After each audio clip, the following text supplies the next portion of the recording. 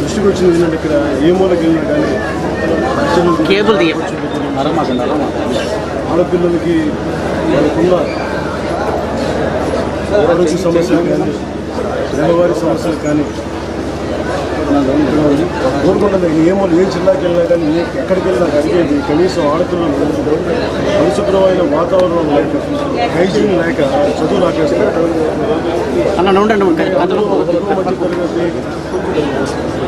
నేపథ్యం నుంచి వచ్చి కనీసం ఇక్కడ వేరే బిడ్డల్ని ఇంటర్ దాకా ఉంది. ఇది ఇచ్చాపురం కూడా ఇది కాలేజ్ హెడ్ క్వార్టర్స్.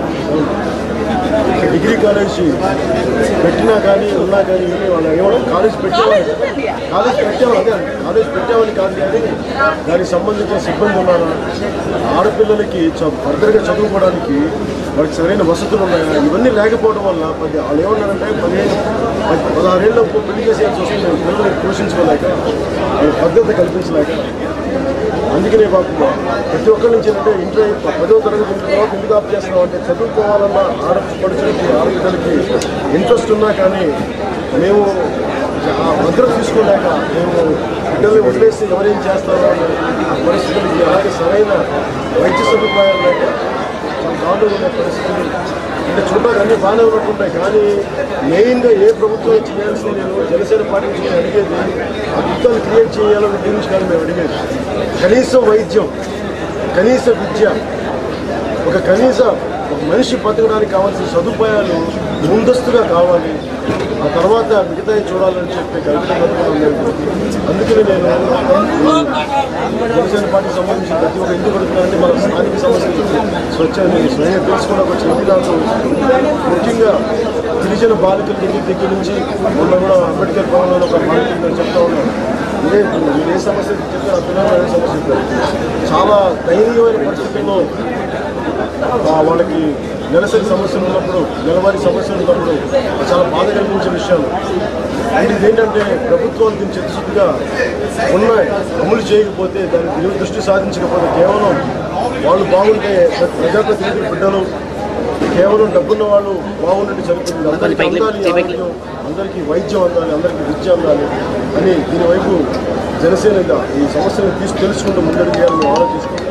నేను ఒకటే చెప్తాను, నేనేమి మనం ఓట్లు దీనికి రాదు సమస్యలు తెలుసుకోవడానికి వచ్చాను.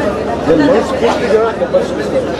ఎందుకంటే నాకు డబ్బులు నాకు వ్యక్తిగత నాకు తెలుసు. ఇది నేను మీకు చెప్తున్నాను. ఈ రోజున నేను వచ్చిన 9 నెలలు చేసింది అందం 9 నెలల పేరు ఆడపిల్లలకి మళ్ళీ మిమ్మల్ని అడగకూడదు, ప్రభుత్వం వాళ్ళకి అడగలేదు. ఇవన్నీ కరెక్ట్ చేద్దాం. ఇవన్నీ 9 నెలల్లోపు అంటే ఒక స్థాయిలో 3-4 విభజించి లేదో నేను మర్చిపోయే విషయం కాదు. నేను అందుకే ఎక్కువ మాట్లాడు, నేను తక్కువ చెప్తాను, ఎక్కువ చేస్తాను. అందరూ ఎక్కువ చెప్పేస్తాను. సార్ ఒక పాయింట్ సార్, ప్రతి గవర్నమెంట్ హాస్పిటల్లో స్పెషలైజేషన్ కావాలి. స్పెషలైజేషన్ అంటే ఇప్పుడు మనకి ముఖ్యంగా గైనకాలజిస్ట్ లేడీస్, ప్రతి లేడీ ప్రైవేట్ హాస్పిటల్లోనే చూపిస్తాం తప్ప గైనకాలజిస్ట్కి ఒక గవర్నమెంట్ హాస్పిటల్లో లేదు సార్. గవర్నమెంట్ హాస్పిటల్లో కంపల్సరీ ఈ రోజున లేడీ డాక్టర్స్ మళ్ళీ ప్రతి పంచాయతీలో ఒక గవర్నమెంట్ డాక్టర్ కావాలి సార్. ప్రతి పంచాయతీలో గవర్నమెంట్ ప్రతి పంచాయతీలో సార్. నేను ఆర్మీలో పనిచేస్తాను, నా బాధ నాకు తెలుసు సార్. నేను ఆర్మీ హాస్పిటల్లో పనిచేస్తాను, నా పెయిన్ నాకు తెలుసు. ఎందుకంటే ప్రతి పంచాయతీలో ఎందుకంటే అత్యధికంగా డాక్టర్లు అయ్యేది మనకి భారతదేశం ఆంధ్రప్రదేశ్ డాక్టర్లు ఎక్కువ, చాలా ఎక్కువ. 50% అమెరికాలో మన డాక్టర్ రిప్రజెంట్ చెప్తాం. మనం అమెరికాకి వెళ్ళినా ఎక్కడికి వెళ్ళినా డాక్టర్లు మనోళ్ళు ఎక్కువ ఉంటారు, యూరోప్లో ఉంటారు. ఎందుకంటే ఎవరో చదువుకోవచ్చు, ఎఫోర్డబిలిటీ ఇక్కడే ఉంది. కానీ ఇక్కడ పనిచేసే పరిస్థితులు ఏంటి అనేది అందరూ మిగతా స్పెషలైజేషన్ లేకపోయినా పర్లేదు కానీ గైనకాలజిస్ట్ నేను జనసేన నుంచి నేను ఆలోచించేది కనీసం పంచాయతీకి ఒక ప్రైమరీ హెల్త్ కేర్ సెంటర్ తాండాల దగ్గర నుంచి గ్రామాల పంచాయతీ దగ్గర నుంచి అలాగే హెడ్ క్వార్టర్స్కి వచ్చినప్పుడు స్పెషలిస్టులుగా అన్ని 3-4 రంగాలకు సంబంధించి ఉండాలి ఖచ్చితంగా. ఇది కూడా దానికి అందుకనే నేనేంటంటే కోరుకునేది ఆకాశం నుంచి గంగ తెస్తామని చెప్పట్లా, కనీసం ఒక బేసిక్ ప్రైమరీ హెల్త్ కేర్ కావాలి. కనీసం మన నిన్న గంగపుచ్చిస్తే గ్రామానికి వెళ్తే వాళ్ళు అడిగింది కూడా 6వ తరగతి వరకే ఉంది. ఇక్కడ నాకు కనీసం 10వ తరగతి వరకు పెట్టండి స్కూల్, మా పిల్లలు చదువుకోలేకపోతున్నారు ఇక్కడ. దృష్టిలో పెట్టుకొని 3 వైద్య ఫస్ట్ కావాల్సిన వైద్యం కావాలి బతకడానికి, తర్వాత విద్య కావాలి, తర్వాత మన వ్యవసాయం తినడానికి తిండి ఉండాలి, తాగడానికి నీళ్ళు ఉండాలి, ఏదైనా జబ్బు వస్తే చూపించడం హెల్త్ కేర్ ఉండాలి, చదువు కూడా విద్య ఉండాలి. ఈ 4 మీద ఫోకస్ చేద్దాం ఫస్ట్.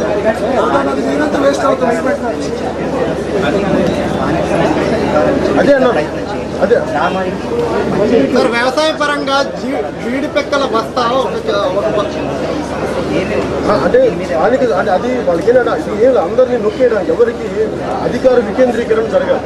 అసలు గాంధీ గారు కోరుకుంది ఇదే పంచాయతీ. ఎందుకంటే ఇది మనకి గ్రామ స్వరాజ్యం కోరుకుంటే గ్రామాలకి వాటికి స్వేచ్ఛ స్వతంత్రాన్ని నేను ఆ దిశగా నేను ఆలోచిస్తాను. మీరు చెప్పింది కూడా నాకు అవగాహన ఉంది. వీటిని ఎలాగ నేను ప్రాక్టికల్ అంటే ఎందుకు వీళ్ళు ఇలా చేయగలిగాను అంటే గత దశాబ్దాలు నేను అలవాటు చేసి ఆ వికేంద్రీకరణ చంపేశాను, జరగనివ్వట్లేదు. అది తిరిగి ఆ కల్చర్ పట్టు రావాలంటే చాలా అడ్డంకులు ఉంటాయి. చాలా మంది పడిన వాళ్ళని కన్విన్స్ చేసి ప్రజా సభల ద్వారా జనసభల ద్వారా తీసుకెళ్లి తిరిగి వికేంద్రీకరణ జరగాలి. దాని వైపు మేము పార్టీ పరంగా.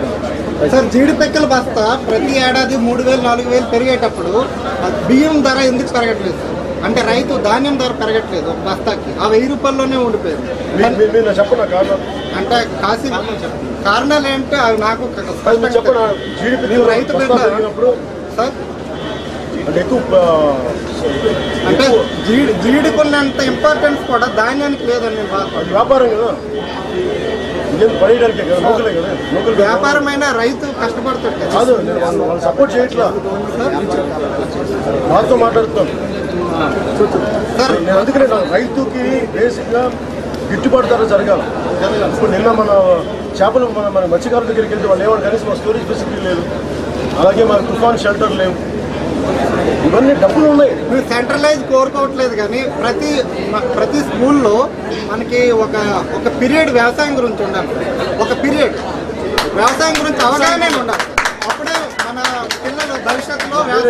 నా పేరు డాక్టర్ శంకర్ సార్, నేను ఆర్మీ మెడికల్ కోర్లో పనిచేస్తాను. ఎక్కడ అంటే మాది కంచెల మండలంలో మధుపురం గ్రామం సార్. నాకు తెలియదు, నేను యాక్చువల్లీ మీకోసమే నేను వచ్చాను. సార్ నాకు సరైన అవగాహన ఉంది, అవసరమైన జాబ్ రేజన్ చేసి. అవును సార్.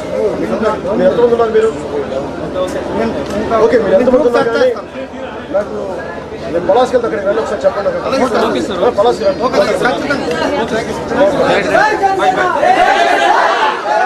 ఏంటండి వీడియో నచ్చిందా? అయితే ఓ లైక్ వేసుకోండి, లేదంటే ఓ కామెంట్ చేయండి. ఎప్పటికప్పుడు మా వీడియోస్ చూడాలంటే సబ్స్క్రైబ్ చేసుకోండి.